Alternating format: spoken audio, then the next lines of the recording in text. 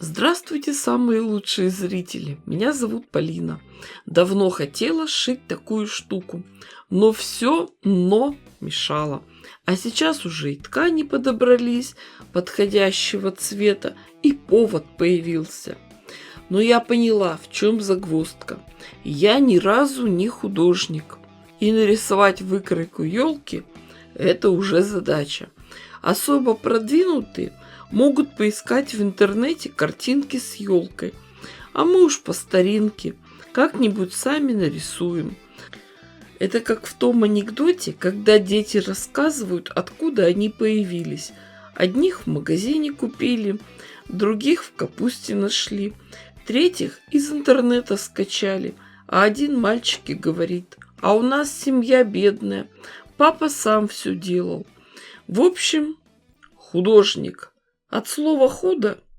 Ну, без работы тяжело, но мы трудностей не боимся. Легко и просто нарисовали елку.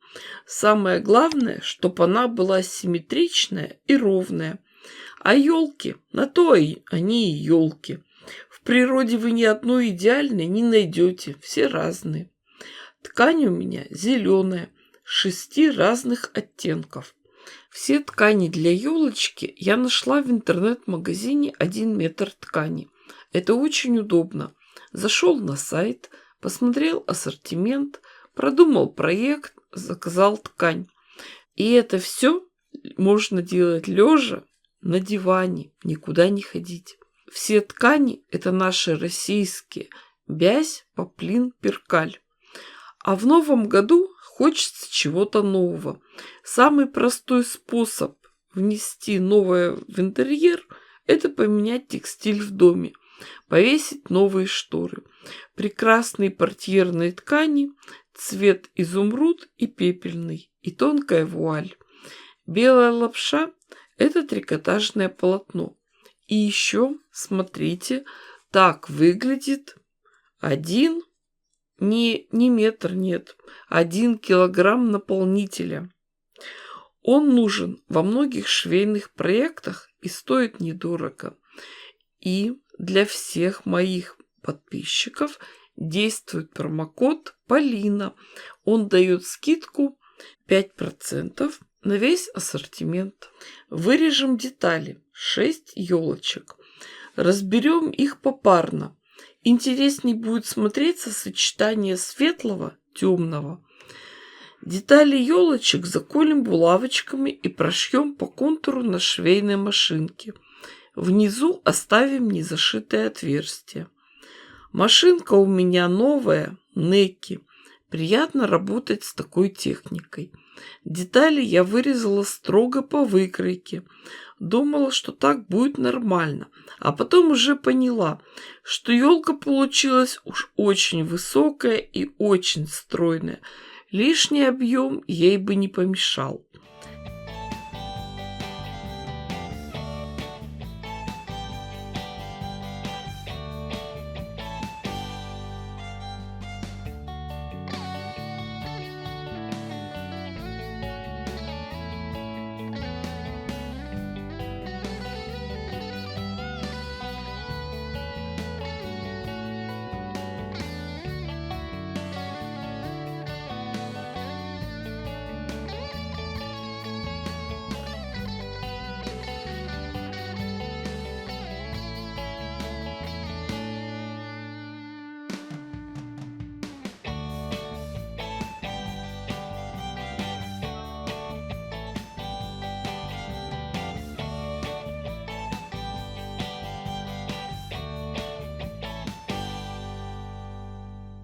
Отшитые детали надо проутюжить, срезать лишние углы и сделать надсечки в углах швов.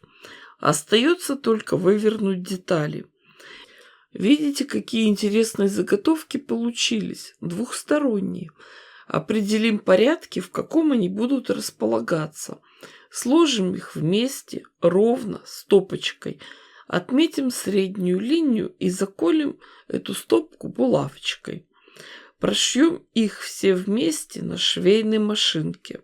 Внизу остается отверстие. Через него набьем наши елки холофайбером или обрезками синтепона. Помогут нам в этом деле бамбуковые палочки. В детстве Новый год казался каким-то волшебным праздником. Мы его ждали с нетерпением. А с возрастом это ощущение радости пропадает. А как его вернуть? Просто начинать украшать дом к Новому году. Когда елка полностью набита, остается только зашить оставшиеся отверстия иголкой с ниткой. Елочка получилась очень интересная и необычная. Видите, я даже пришила ей этикетку. Ручная работа сделана с любовью. И написала название канала, автограф мастера. Когда подбирала ткань, меня немного смущала ткань с ромашками. А сейчас смотрю и понимаю, что это выглядит как снег, который припорошил лесную красавицу. Конечно, можно продолжить и дальше работать с этой елочкой, пришить на нее красивые цветные пуговицы, бусинки, мелкие колокольчики, красивую тесьму, стразы. В общем, вы понимаете, что я дала вам идею, а вы шейте, творите и ни в чем себе не отказывайте. У вас все получится гораздо лучше, красивее и интереснее, чем у меня.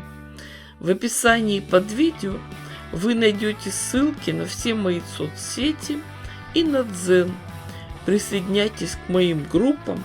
Там вы можете выложить фотографии своих работ, попросить совета, поделиться опытом. Конечно же, подписывайтесь и на YouTube, ставьте классы, пишите комментарии. С вами была Полина. Всем пока-пока и до скорых встреч!